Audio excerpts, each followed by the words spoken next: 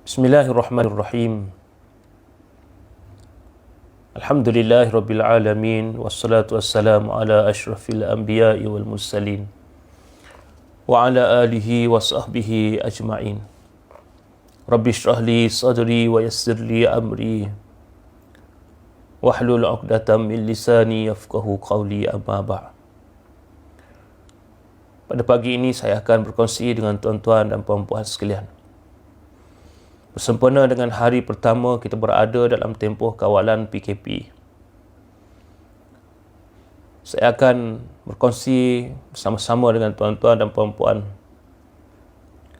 satu tajuk yang indah dalam agama kita, iaitulah sabar. Ulama mentakrifkan sabar adalah kita menahan diri daripada melakukan sesuatu yang kita tidak suka dan menahan perasaan kita daripada perkara-perkara yang boleh menyakitkan hati kita. Ulama juga membahagikan sabar kepada 3 bahagian.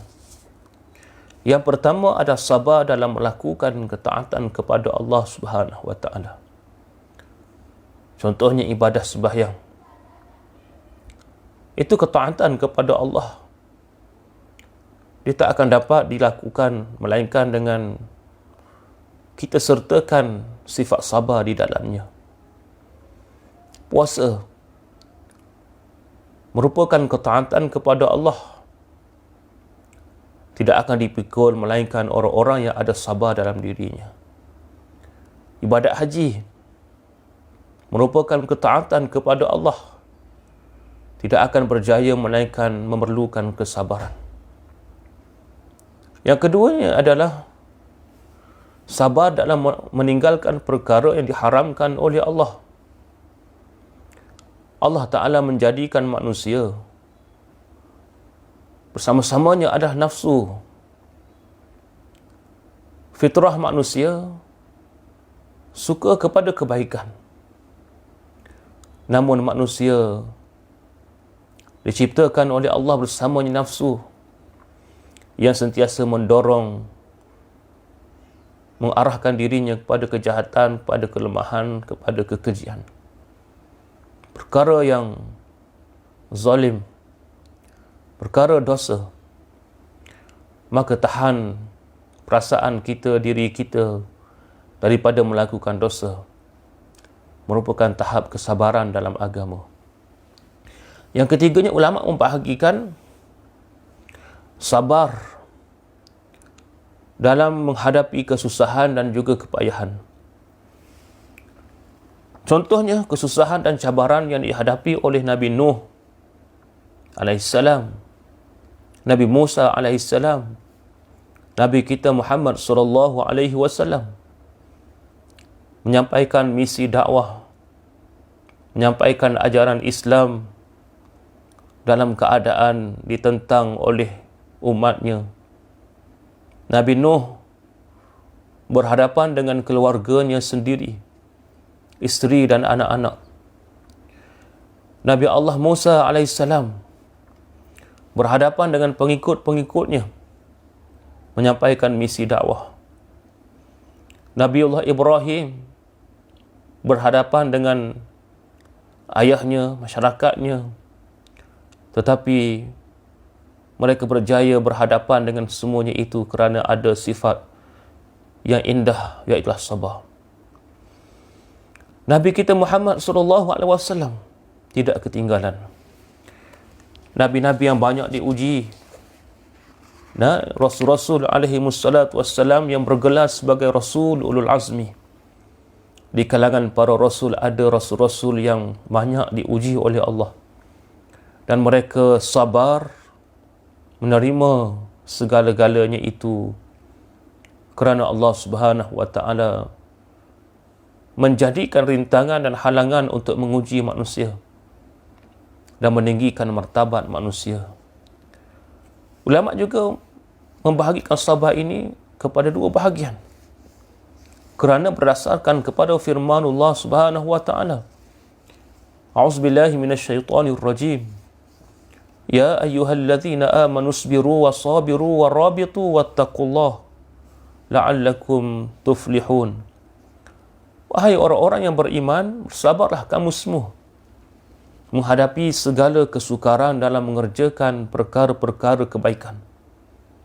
Dan kuatkanlah kesabaran melebihi kesabaran para musuh di dalam medan perjuangan, dan bersedialah dengan segala kekuatan mempertahankan daerah dan sempadan masing-masing, dan bertakwalah kepada Allah Subhanahu wa ta'ala supaya Allah Ta'ala mengurniakan kepada kita kemenangan.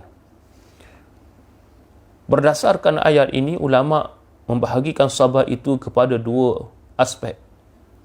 Yang pertamanya adalah yang diambil ataupun dibahagikan sabar dalam perkara dalaman. Termasuklah perkara ini, iaitulah ujian-ujian yang melanda kita, yang ditimpakan oleh Allah, sama ada pada diri kita, pada keluarga kita, menguji hawa nafsu kita. Itu bersifat dalaman. Kemudian yang keduanya adalah bersifat luaran.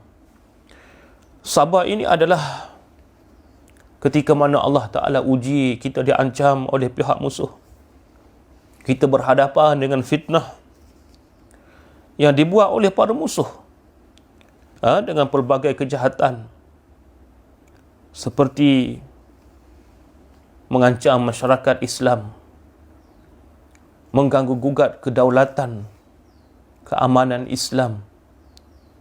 Musuh menyakitkan kita, mengganggu kita, mengkhianati kita, memfitnah kita, termasuklah menyekat hak-hak di dalam agama yang diizinkan oleh Allah, lalu disekatnya supaya tidak dapat diperolehi oleh umat Islam. Perbuatan ini sengaja dilakukan oleh musuh kerana mereka memiliki sifat dendam di dalam hati mereka untuk menghapuskan Islam. Jadi umat Islam disarankan supaya bertugas sabar, yang disebut dengan kalimah ribat, bertugas mempertahankan agama Allah dan menegakkan kalimahnya walaupun kita berada di mana sahaja. Kita menyediakan bekalan, menyediakan kemudahan, dan pembahagian tugas-tugas itu memerlukan kepada pengorbanan. Pengorbanan dari sudut masanya, sabar. Pengorbanan meninggalkan anak-anak dan isteri, sabar.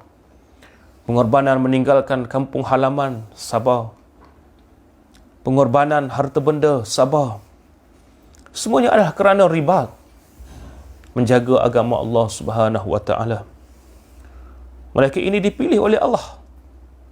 Golongan yang sabar ini, golongan yang ribat ini, bukan calang-calang orang. Allah Ta'ala menyebut kepada kita fadilat kita menjaga agamanya, memelihara agamanya. Nabi SAW juga menyebut, ribatu yaumin fi sabilillah khairum minad dunya wa ma 'alaiha wa mawdi'u sawti ahlikum minal jannati khairum minad dunya wa ma 'alaiha warauhatu yaruhuhal 'abdu fi sabilillah awil ghadwatu khairum minad dunya wa ma 'alaiha. Kita berjaga sehari sahaja untuk bertugas di jalan Allah Subhanahu wa ta'ala, dengan kita menyediakan kekuatan, kemudian kita menjalankan tugas, membahagikan tugas, kemudian kita memberi bekalan. Itu semua insya-Allah termasuk di dalam klausa kata kita ribat di jalan Allah. Maka ianya adalah ganjaran yang diberikan oleh Allah melebihi dunia dan juga isinya. Tak mampu kita nak hitung bagaimana kebesaran nikmat yang Allah Ta'ala kurniakan kepada kita di dunia ini. Terlampau banyak. Dan tempat duduk kita di hari akhirat, Allah Ta'ala menjanjikan kelebihan yang berlipat kali ganda lebih daripada dunia. Dan bagi jiwa yang berangkat pada waktu pagi dan pada waktu petang untuk menjaga dan bertugas di jalan Allah Subhanahu wa taala, maka dia terlebih mulia daripada dunia dan juga isinya. Amanah ini ataupun kewajipan ini tak akan dapat dicapai melainkan insan pilihan Allah. Muslimin yang dirahmati Allah Subhanahu wa taala, itulah darjat kesabaran. Indahnya kita bersabar. Allah Ta'ala menyediakan kepada kita tempat duduk yang paling baik di hari akhirat, insya-Allah. Jadi insya-Allah saya juga akan berkongsi sama tuan-tuan dan puan-puan pada siri-siri yang akan datang, kelebihan-kelebihan yang ditawarkan oleh Allah di hari akhirat, terutamanya bagi mereka yang sabar dalam perjuangan ini, kerana Allah Ta'ala menyebut berdasarkan ayat-ayat yang saya bacakan tadi, kelebihannya sangat banyak, kesabarannya melebihi daripada kesabaran-kesabaran biasa. InsyaAllah, sehingga kita bertemu pada lain masa dalam siri-siri sambungan selepas daripada ini, di bawah topik ataupun perbincangan sabar. Aqulu qawli hadza, astaghfirullahal azim li wa lakum. Assalamualaikum warahmatullahi wabarakatuh.